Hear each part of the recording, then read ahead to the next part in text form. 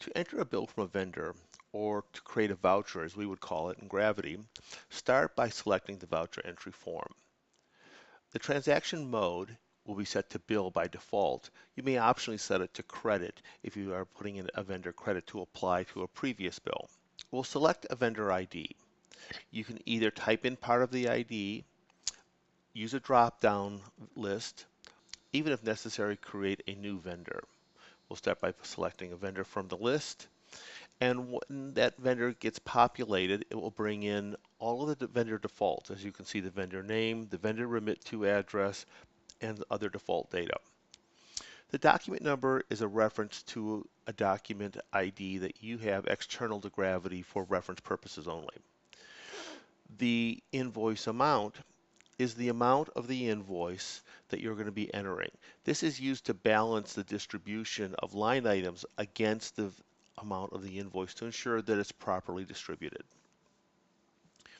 We have the date that the invoice was created from the supplier or vendor, and the apply date is the GL period to which the invoice applies. You have the option of applying an invoice to a different GL period than the invoice date. So for example, if I wanted to apply this to November, I could do this, and even though the invoice date's in December, it's going to be in my financials in November. Now the discount amount is locked. It's calculated automatically based on terms. The recurring cycle can be added here. If this voucher is going to recur, you can select from a recurring cycle to have this voucher appear automatically, periodically on a monthly basis, quarterly basis, so on.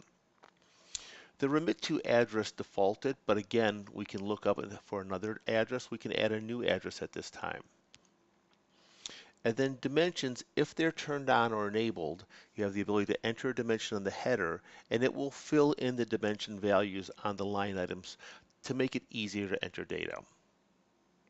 You'll see the default data has already populated, and we can change that if necessary. The default site is used for inventory, default terms, depending upon the vendor's payment terms, 1099 information, and the due date and entry date. The due date's calculated from the invoice date and the terms code. You can optionally type over the due date if it's something unique. You can change the terms code and have it recalculate. The entry date is just a statistic to be used for reporting purposes. Every transaction in Gravity has a creation date on it that the system assigns.